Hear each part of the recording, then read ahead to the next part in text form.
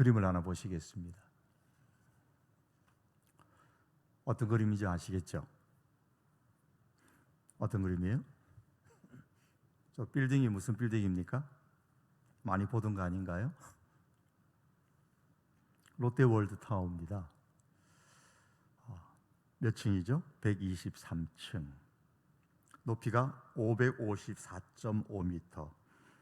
세계에서 5위라 그랬는데 요거보다 조금 더 높이가 높은 건물이 지금 거의 다 전체가 지어져서 6위로 지금 밀려날 그런 가운데 있습니다.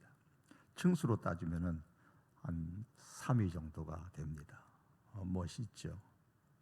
그런데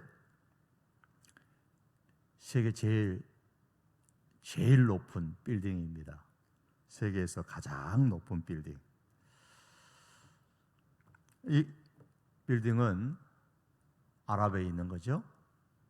아랍에미리트 두바이에 있는 겁니다. 사막지대에 도시를 만들고 부르즈 칼리파라는 그런 초고층 빌딩입니다. 높이가 828m입니다. 지상이 162층입니다.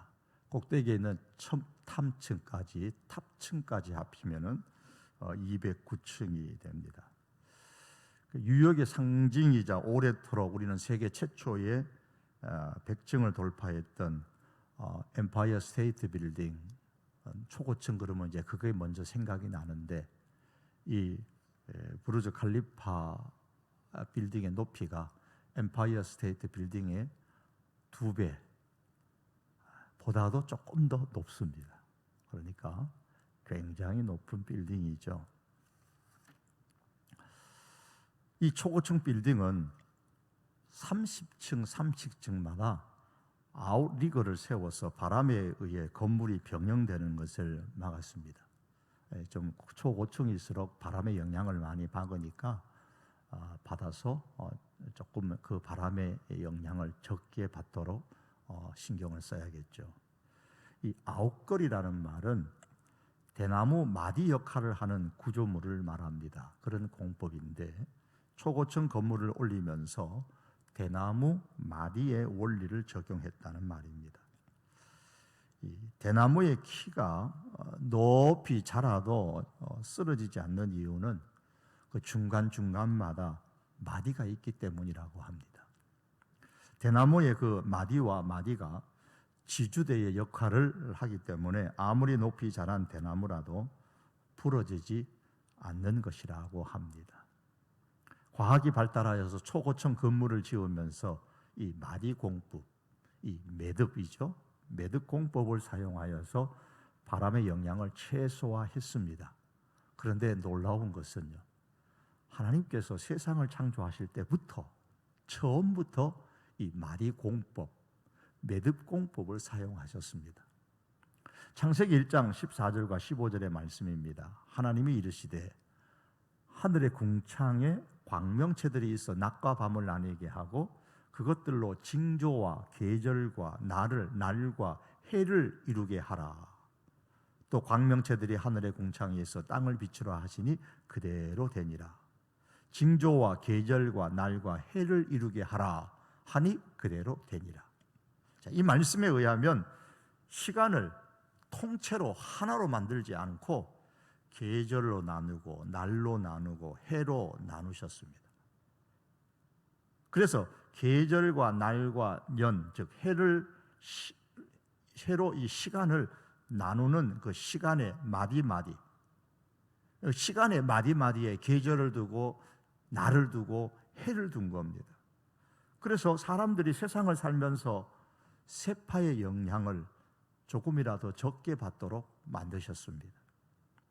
계절과 연과 날이 구분됨으로 인해서 계절이 바뀌고 해가 바뀌고 날이 바뀔 때마다 사람들은 잘못한 것을 반성하고 다시 시작할 용기를 얻고 새로운 결심을 하고 또다시 일어나 새롭게 출발하는 계기로 삼습니다.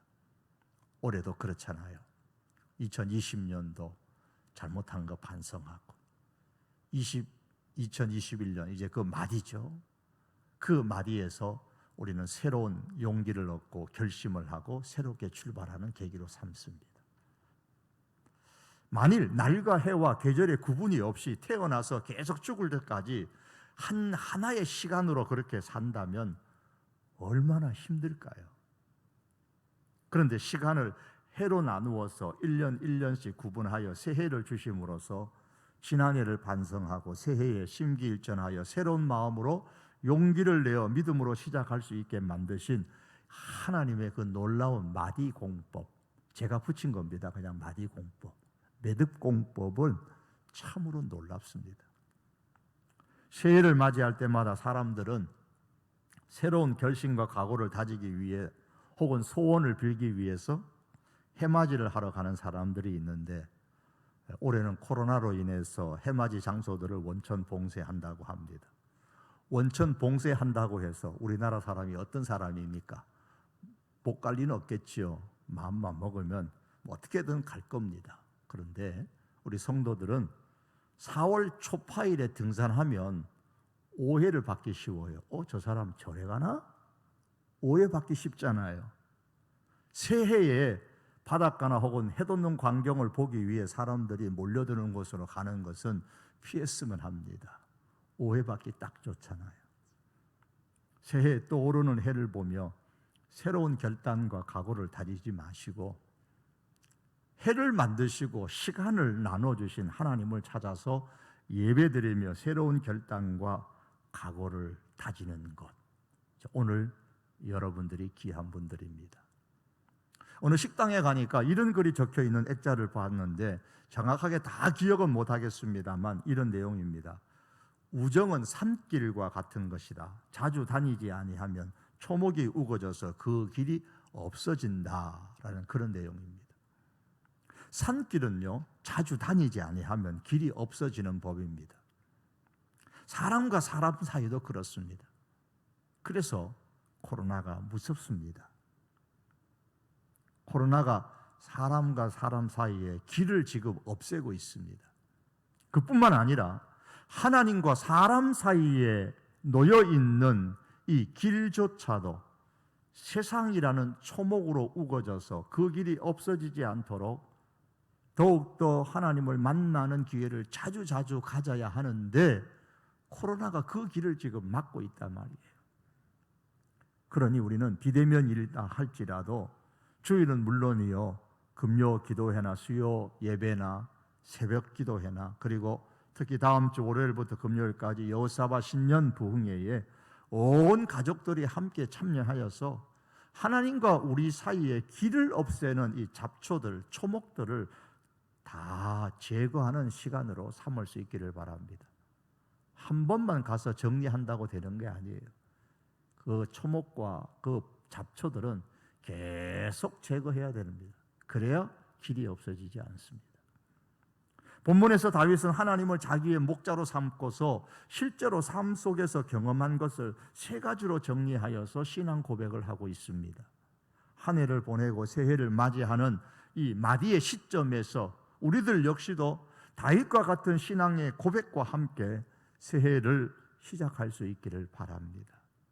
먼저 새해에는 부족함이 없습니다라는 고백을 할 수 있기를 축복합니다. 1절과 2절입니다. 여호와는 나의 목자시니 내게 부족함이 없으리로다. 그가 나를 푸른 풀밭에 누이시며 쉴만한 물가로 인도하시는도다. 내 영혼을 소생시키시고 자기 이름을 위하여 의의 길로 인도하시는도다. 자, 우리는 부족함이 없다고 말하면 가장 먼저 경제적인 면을 생각을 합니다만 성경에서 부족함이 없다고 말할 때는 이보다 더 깊은 의미가 담겨 있습니다. 요한계시록에 보면 라오디게아 교인들이 나는 부자라, 부요하여 부족한 것이 없다 그랬지만 예수님께서는 그들을 향하여서 내 곤고한 것과 가련한 것과 가난한 것과 눈먼 것과 벌거벗은 것을 알지 못하는도다 라고 지적을 했습니다.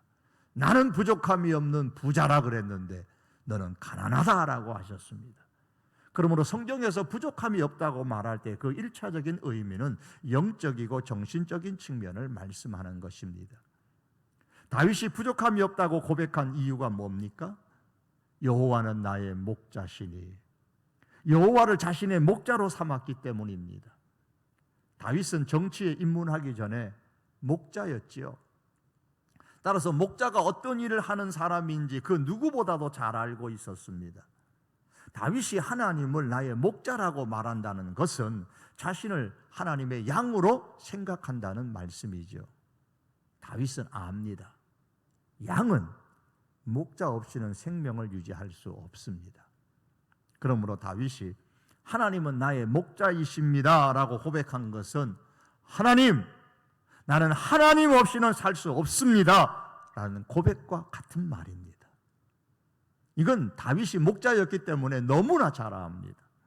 여러분, 새해에 부족함이 없습니다 라고 할 수 있으려면 먼저 하나님은 나의 목자이십니다, 나는 하나님 없이는 살 수 없습니다 라는 신앙이 먼저 우리의 마음 깊은 곳에서부터 우러나와야 합니다.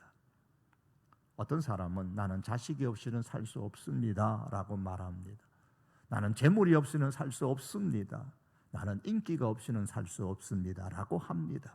그러나 새해에는 달라져야 합니다.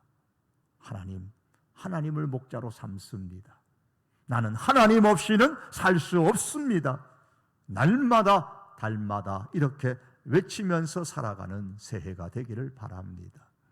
하나님을 목자로 삼고 살았을 때에 다윗은 하나님께서 인도하시는 경험을 했습니다.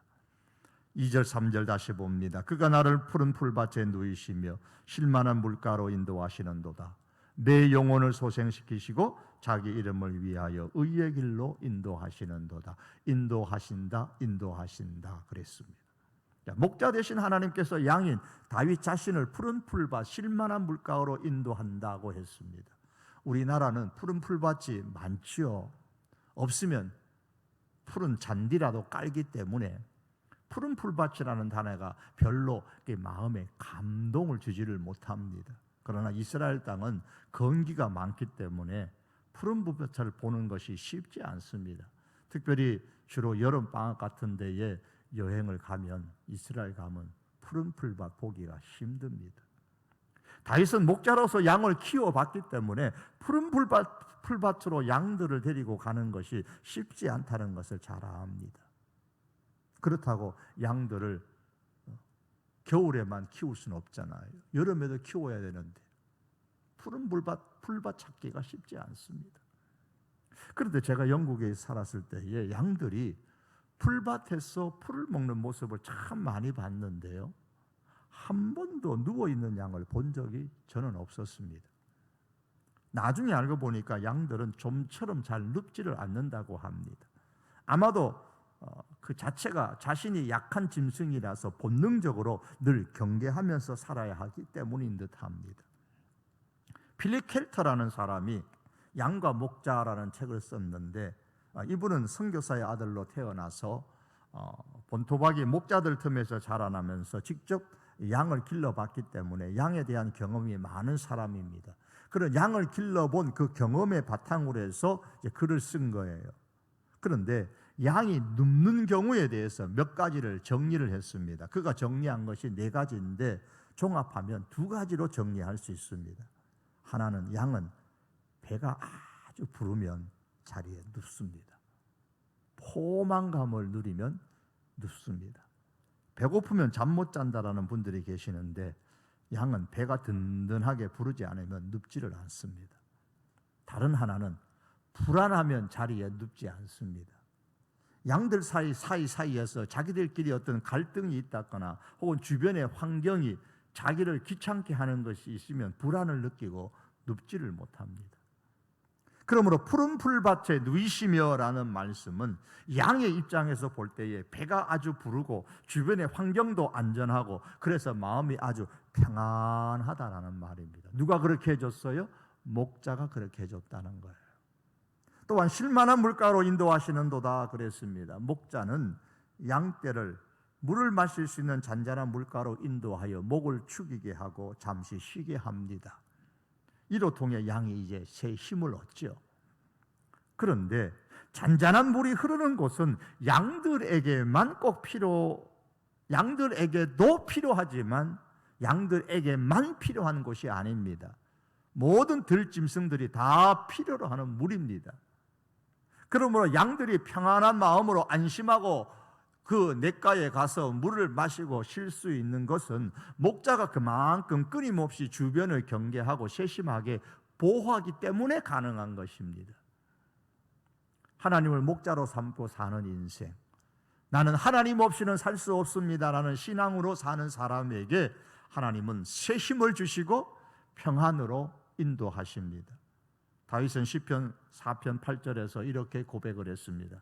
내가 평안히 눕고 자기도 하리니 나를 안전하게 살게 하시는 이는 오직 여호와이시니이다. 목자인 자기의 경험을 배경으로 해서 했던 고백입니다. 사랑하는 성도 여러분, 새해에는 하나님을 목자로 삼고 하나님 없이는 살 수 없습니다라는 신앙 고백 가운데 하나님께서 우리들의 갈증을 해소해 주시고 새 힘을 주시는 그런 평안과 안전의 축복이 있기를 바랍니다. 그런데 선한 목자 되신 하나님께서 양인 하나님의 사람들에게 주시는 평안은 말씀드린 것처럼 1차적으로 영혼과 의의 길과 관련된 평안입니다. 생명과 관련된 평안이에요. 본문은 이 사실을 그 다음 절에서 가르쳐 줍니다. 3절에 보시면 내 영혼을 소생시키시고 풀밭과 잔잔한 쉴만한 물을 언급하고 나서 인도하시는데 그 다음에 영혼을 말씀하고 있습니다. 내 영혼을 소생시키시고 자기 이름을 위하여 의의 길로 인도하시는도다. 그림을 하나 보시겠습니다. 양이죠. 양이 어떻게 해요? 뒤집어져 있습니다. 자, 이 그림에 보시면 양이 지금 뒤집어져 있는데요. 이 그림을 보면 양 한 마리가 이제 몸이 뒤집혀진 다리를 이제 바둥바둥거리며 지금 일어나려고 하는데 못 일어납니다. 이 뒤집힌 이 양은 이 몸을 바로 세우기 위해서 애쓰지만 스스로 일어나지를 못합니다. 누군가가 이 사람이 일으켜 세워줘야지만 일어날 수 있는 게 저 양의 뒤집힌 모습입니다. 때때로 양은 새끼를 갖거나 혹은 털이 다 자란 양은 그 털의 무게 때문에 뒤집히는 경우가 있다고 합니다. 이때 한번 뒤집힌 양은 혼자 힘으로 일어서기가 거의 불가능합니다. 만일 목자가 일으켜주지 않는다면 그 뒤집힌 상태에서는 그 윗 속에 가스가 차게 돼서 오래 두면 생명이 위협을 받을 수 있다고 합니다. 혹은 독수리나 들깨 등과 같은 들짐승들의 밥이 될 수도 있겠죠. 도망을 못 가니까요. 이런 배경에서 나온 말씀이 소생시키시고라는 말이에요. 다시 살게 만들어주는 거예요. 뒤집혀 있으면 죽어요. 그 바로 세워주는 거예요. 그게 소생시키는 겁니다. 그런데 다윗은 이런 양의 모습을 자기의 영혼에 적용을 했습니다. 때때로 우리의 인생이 어떤 이유로든 뒤집혀졌을 때에 목자가 뒤집혀진 그 양을 다시 일으켜 세우는 것처럼 하나님께서는 하나님을 목자로 삼는 사람의 그 뒤집힌 인생, 침체된 영혼을 다시 똑바로 일으켜 주십니다. 이것이 영혼을 소생시키는 거예요. 왜 그렇게 해주십니까? 자기 이름을 위하여 그랬습니다. 그것이 하나님의 성품이라는 거예요. 양이 뒤집혀졌을 때에 목자가 왜 양을 똑바로 세워줍니까? 목자이기 때문인 거예요. 선한 목자이기 때문입니다. 뒤집혀진 양을 바로 일으켜 바르게 걸어갈 수 있도록 생명을 얻을 수 있도록 해주는 것이 선한 목자의 성품입니다. 이와 같이 침체된 우리의 영혼을 회복시켜서 의의 길로 생명의 길로 걸어갈 수 있도록 인도해 주시는 분이 하나님이십니다. 다윗은 그의 생애 가운데 이와 같은 일들을 많이 경험했습니다. 시편에 다윗의 글을 보면 이와 관련된 글들이 무수히 많이 있습니다. 예를 들면 다윗은 항상 꽃길을 걸은 것 아니죠. 양이 뒤집히듯이 다윗의 삶이 뒤집힐 때가 있었습니다. 이때가 그의 삶의 위기요, 영적인 위기였습니다. 본문 바로 앞에 22장만 보아도 1절에 내 하나님이여 내 하나님이여 어찌 나를 버리셨나이까? 어찌 나를 멀리하여 돕지 아니하시오며 내 신음소리를 듣지 아니하시나이까? 탄식할 때가 있었습니다. 또한 시편 6편 3절에 보면 나의 영혼도 매우 떨리나이다. 여호와여 어느 때까지니까? 라고 탄식했습니다. 시편 6편 6절에 보면 6절에 보면 내가 탄식함으로 피곤하여 밤마다 눈물로 내 침상을 띄우며 내 요를 적시나이다 라고 할 때도 있었습니다. 그럴 때마다 하나님께서 뒤집어진 다윗의 영혼에 새 힘을 불어넣어서 다윗이 영적 침체로부터 탈출하고 회복할 수 있도록 해주셨습니다. 그래서 하나님께서 기뻐하시는 의의 길로, 생명의 길로 계속 걸어갈 수 있게 해주신 겁니다. 양들은 목자의 푸른 풀밭과 잔잔한 물가로 인도하는 그 능력과 뒤집어진 양을 바로 이렇게 세워주는 그 세심한 돌봄의 사랑으로 말미암아서 새 힘을 얻고 생명의 길로 걸어갑니다. 이처럼 양인 우리 성도들의 인생은 선한 목자이신 하나님의 인도하시는 능력과 세심한 돌봄의 사랑으로 말미암아 새 힘을 다시 얻고 생명의 길로 걸어가는 거예요. 우리가 대단해서 생명의 길로, 평안한 길로 잘 걸어가는 것이 아닙니다. 하나님의 능력과 그 사랑이 인도해 주시기 때문에 걸어가는 겁니다. 올해도 그랬고 내년에도 그럴 겁니다. 새해에는 이런 하나님의 능력과 세심한 사랑이 우리의 인생길을 인도하심으로 말미암아서 영혼의 평안함과 안전을 누리고 부족함이 없도다라는 고백을 우리들도 할 수 있기를 축복합니다. 그리고 새해에는 두려워하지 않습니다라는 고백을 할 수 있기를 축복합니다.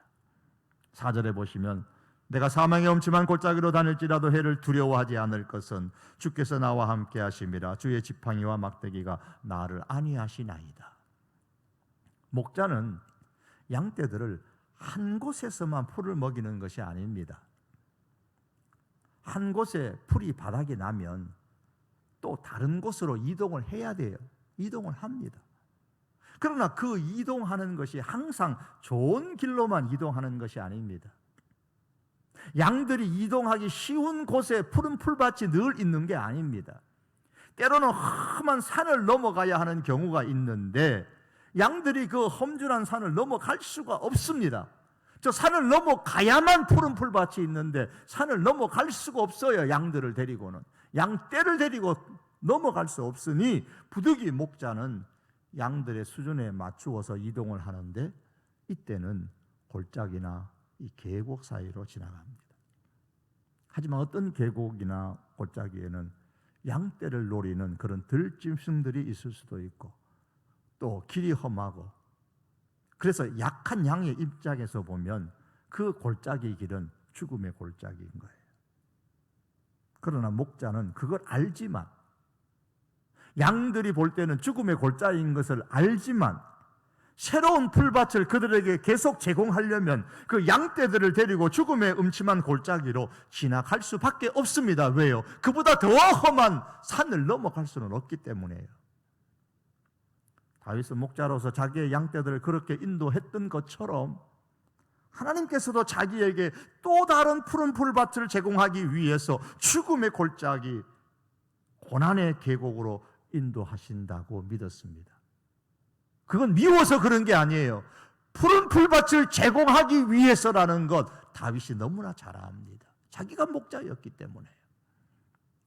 그래서 해를 두려워하지 않는다 그랬습니다.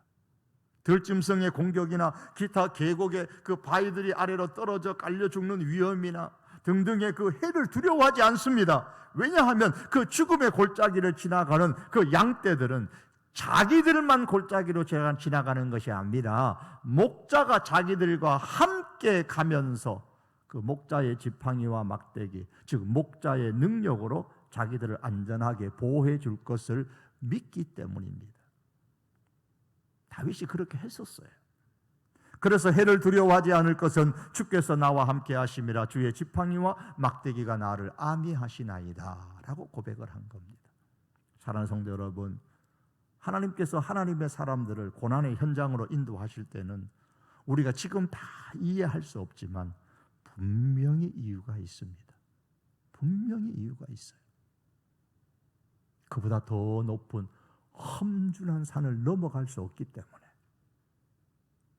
우리는 그것을 경험하지 못해서 모르지만 하나님은 그걸 아시기에 우리를 고난의 골짜기로 지나가게 하실 때가 있습니다. 성도인 우리가 고난을 당하는 것은 선한 목자이신 하나님이 힘이 없어서 그런 것이 아닙니다. 우리가 고난을 겪는 것은 선한 목자이신 하나님에게 사랑이 없어서 그런 것도 아닙니다. 우리가 당할 수 있는 더 큰 위험을 방지하고 우리를 또 다른 푸른 풀밭으로 인도하기 위한 하나님의 또 다른 배려라는 사실을 기억하셔야 됩니다. 더욱이 사망의 음침한 골짜기로 지나갈 때에 우리만 지나가게 놔두지 않고 하나님께서 함께 지나가십니다. 위험할 때는 능력으로 안전하게 지켜주십니다. 그러므로 성도 여러분, 고난이 아무리 우리를 위협해도 성도인 우리는 고난의 그 고통으로 인해서 불평하지 말고, 또한 다윗의 고백처럼 고난으로 인해 해당함을 두려워하지 않으시기를 바랍니다. 2021년도 우리 앞에 어떤 일이 있다 할지라도 두려워하지 마십시다. 나는 두려워하지 않습니다. 그 고백이 있기를 바랍니다. 사랑하는 성도 여러분, 기억할 수 있기를 바랍니다. 죽음의 골짜기에도 여전히 선한 하나님이 계십니다. 여전히 하나님의 능력이 있고 여전히 사랑이 풍성하신 하나님이 거기 고난의 골짜기에 계십니다. 그러므로 새해에는 우리 앞길에 닥치는 고난과 고통에 대해 두려워하지 말고 오히려 고난도 고통도 내가 기꺼이 맞서리라 라는 결단을 하고 두려워하지 않습니다, 이런 고백과 함께 시작할 수 있기를 바랍니다. 그리고 마지막으로 새해에는 여호와의 집에 영원히 살 것입니다 라는 고백을 할 수 있기를 축복합니다. 4절에서 사망의 음침한 골짜기라고 했고 5절에 가시면 원수의 목전에서라고 했습니다. 사망의 음침한 골짜기라고 한 것은 이 골짜기를 지나갈 때는 양들을 잡아먹는 들짐승들도 있을 수 있기 때문입니다. 양들의 생명을 위협할 수 있는 산사태나 등등의 위험도 있기 때문입니다. 그런데 이제는 우려했던 그 원수, 그 양들을 잡아먹는, 양들의 생명을 위협하는 그 원수가 실제로 어떻다는 거예요? 목전에 있다는 거예요. 바로 눈앞에 있는 겁니다. 즉 골짜기를 지나가는 동안 우려했던 들짐승이 나타났습니다. 또한 생명을 위협하는 사건이 일어났습니다. 그러니까 4절보다 5절은 더 위급한 상황입니다. 그래서 원수의 목전에 있다라고 표현을 했습니다. 그런데 내게 상을 차려주시고 기름을 내 머리에 부으셨다고 했습니다. 밥상을 말하는 거예요. 밥상을 차려주시는 것은 하나님의 사랑의 은혜예요. 그 사랑이죠. 기름을 부어주시는 것은 능력으로 함께 하시는 은혜를 나타내는 그림입니다. 그래서 상 차려주고 기름 머리에 부어주는 것은 하나님의 사랑과 능력의 은혜예요. 구약에서 제사장이나 왕을 임명할 때에 가장 좋은 순전한 기름으로 머리에 붓는데 이것은 하나님께서 능력으로 함께 하신다라는 그림이에요. 이게 신약에 오면 성령을 충만하게 부어주시는 것을 의미합니다. 능력이에요. 사무엘상 17장 34절과 35절에 보면 다윗이 사울에게 말하되 주의 종이 아버지의 양을 지킬 때에 사자나 곰이 와서 양떼에서 새끼를 물어가면 내가 따라가서 그것을 치고 그 입에서 새끼를 건져내었다 그랬어요. 양의 입장에서 보면 지금 원수가 목전에 있는 거예요.